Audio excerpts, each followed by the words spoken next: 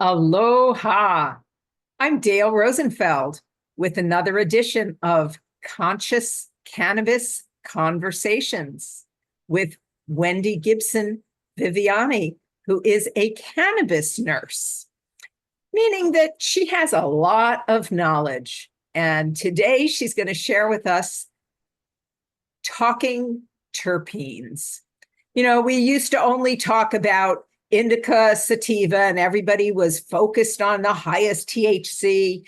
And we have learned so much that terpenes are an essential part of understanding. And what's your line about cannabis education? About the more we know. Cannabis works best with education. There we go. So cannabis, it's not about what else it works with. It works with education. Oh, Wendy, thank you so much for being here. Sure. Thank you, Dale. I love being here and able to talk about my favorite subject, which is medical cannabis, as I you know. understand that there are hundreds of terpenes. Is that correct? There are over 200 terpenes in cannabis, but there's 20,000 like worldwide in other plants. Yeah. But yeah, and there's thousands of types of cannabis sativa. There's like 48 flavors, and there's the 6 main flavors, which I'm going to tell you only about 4 of the more than 200 terpenes today, though. Good, because I don't I think had I to could pick and keep choose my 200. favorites. Yeah, I can't keep 200 in my head, yeah, but maybe I can keep 4 in my yeah. head. Now, The, these, the basic yeah, scents or smells or flavors, there's lemon, there's piney, there's florals like sweet, there's woody and spicy, and some that are peppery. Of course, there's some that are like cheese and skunk, but I'm not going to talk about those. The ones I'm going to talk about today. The fragrances come from essential oils in the plant, and they're called terpenoids or terpenes. And anybody who's familiar with aromatherapy knows that they can have therapeutic value as well as be responsible for some of the side effects. They also probably know that you don't need a lot, that small doses of it can be very potent in small amounts. But these essential oils can not only change your mood and lower your anxiety levels, but it can change your energy levels. It can help you relax. It can help you sleep. And sometimes just by sniffing them. I know people who are in high traffic areas and live where craziness goes on the highways. Oh, yeah. And he carries an essential oil of wild orange. Oh. And he says that has a terpene in it that calms him down and gets him Hmm. less depressed. Okay, I can understand less depression, but the citrus ones are generally alerting. And I'll tell you a little bit more about that one after I tell you about the one that you can sniff to get an effect, which is found in both lavender and cannabis, and it's called linalool. So associate that with purple plants, linalool. Linalool, LOOL. Yeah, Linool. linalool. Linalool. What a Yeah. nice word. So it's not only in lavender, it's in cannabis, and it can help reduce anxiety and help with sleep. It also might have some anti-seizure properties and anti-cancer properties. And And how can we tell if it's in our cannabis? well, the way it smells very floral and sweet and like kind of like lavender. And it might have be purple leaves. Might have purple leaves. You might be able to Oh, tell from. nice. Mhm. Then Nice. there's a lemon scented terpene called limonene or limonene, and that can also help reduce anxiety, and not just any old anxiety, but the anxiety that's caused by THC. Ah, And yes, just people sniffing it. start to do too much of it. Yeah. Yep, yep. So, if overdo the THC, you can go for some citrus, like and lemon scented things. But just sniffing it can also act as an antidepressant. There was a study in Japan many years ago, but they let 12 depressed, hospitalized patients sniff limonene, and 9 out of the 12 patients were able to get off of their antidepressants just by Wow. sniffing it. Yeah. I mean, very cool. Wow. So limonene also has antibiotic and anti-cancer properties, and we think it might be what prevents smokers from getting lung cancer. Wow. Yeah. And is that something that's an essential oil that you could just purchase over the counter? Yeah, you can. I believe you can buy pretty much all of the terpenes over the counter now. But yeah, they've been involved in many cancer studies. So there's actually 25 terpenes that have been identified as having anti-cancer properties. But that's if you're a mouse or a rat with cancer. Right. So, you might benefit from it. As cannabis starts to change the scheduling, maybe we'll be able to actually do research with people. So, yes. I'm so looking forward to seeing more research with these terpenes. So, okay, so we have Mhm. specific strains that have these different terpenes in them that are known to have those terpenes. Yep.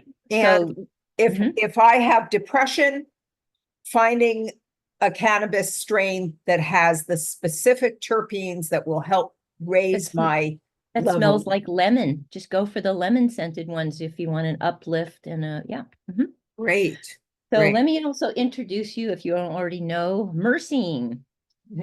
This is one of the most prominent terpenes in cannabis, and it smells really musky and earthy and kind of like cloves. It's found in carrots and in lemongrass and some mangoes, and also in hops.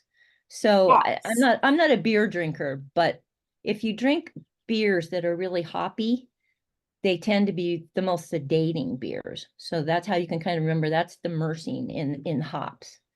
So it's the most sedating, and it's also a muscle relaxant. We think it's responsible for the side effect called couch lock, where people get locked down in the couch and they can't get back out again. I think you said that you're familiar with that. Right. I mean, people talk to me all the time about saying, oh, I tried it and I was in the couch, unable to get out. And so, for many people, they're still talking indica sativa. They're not understanding terpenes yet, which hopefully this little discussion will add to people's knowledge. But that's it. It's that indica couch that some people want, and others, that's not what they're looking for. So those looking for that couch lock feeling, myrcene is a good thing. Those who want to get up. For pain management, great. Muscle Yeah. relaxant. So it also is a pretty good anti-inflammatory and also good for relieving pain because it operates on the opioid receptors. So it's possible that people could use less opioids if they use a product that has a fair amount of myrcene in it. Nice. And there's a limited amount of data that suggests that myrcene can help cannabinoids like THC cross the blood-brain barrier. And that can be helpful to enhance, your experience. If you're using THC for just lifting your mood up, but also to enhance the therapeutic effects, although that's kind of redundant. I mean, lifting your mood is a therapeutic effect. Yes. So anyway, but myrcene has a synergy with THC and CBD, both with its neuroprotective and antioxidant properties. And so synergy meaning it works even better with that. Okay.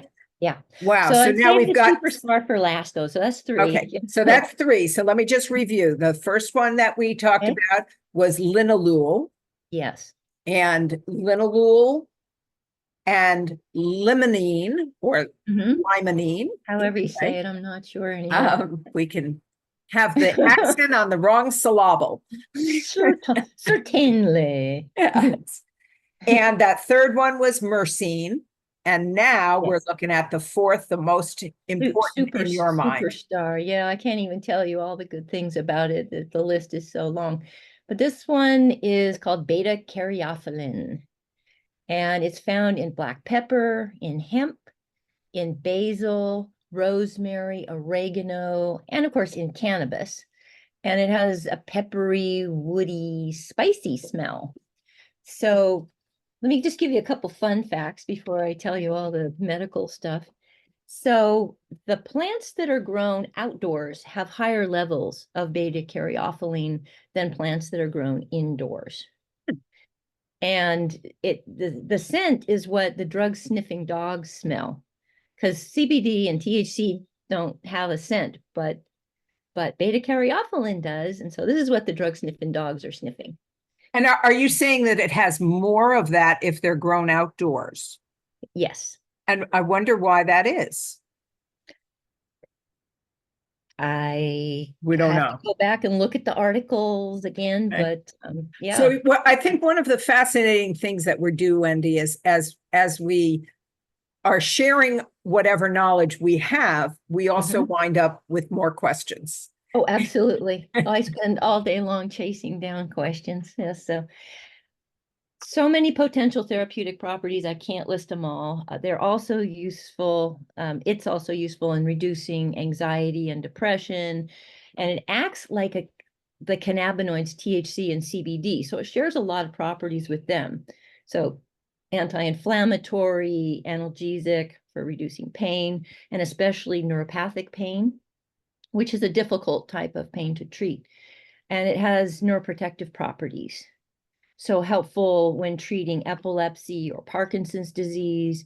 And it's also showing some promise in helping slow down macular degeneration. Oh, wow.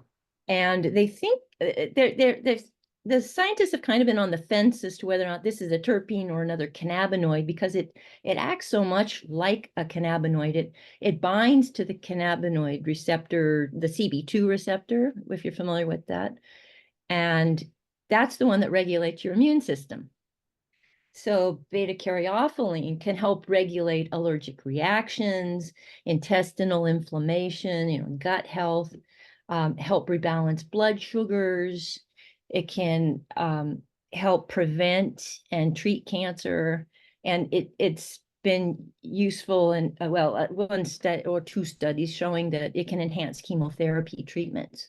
So that's just 4 of the more than 200 terpenes in cannabis. Wow. Wow. Yeah. So much to know. Continue learning. I appreciate this. Is there any book or website that you would recommend, or anything for people to learn more about terpenes? There's a lot of good sources about learning about terpenes, but if you send me an email request for resources, I will send you a list of resources and you can just click on the links to go find them. But yes, absolutely want to also reemphasize that cannabis works best with education. Knowing what's in your medicine can help you choose medicines that will give you the result that you want and help you avoid the side effects. So I encourage people to smell your medicine first, become connoisseurs, the cannabis snobs even, if you need to, but to help choose what works the best for you. Yeah. Yeah. Great. Well, we so appreciate it. And I have your information here up on the screen. So cannabis nurse or cannabis education. My glasses on so I can read it. HI, cannabis education, HI, Hawaii at gmail.com. So I encourage all of you who are listening to learn more, ask questions. Yep. And I can give you a copy of the cancer studies showing that 25 terpenes have anti-cancer properties in animal studies and some human. And soon we'll be able to tell more about humans. Yeah. Doing that research. Thank you again, Dale. Thank you again. Thank you. We look forward to doing more and learning. Aloha, everyone. Aloha. Aloha.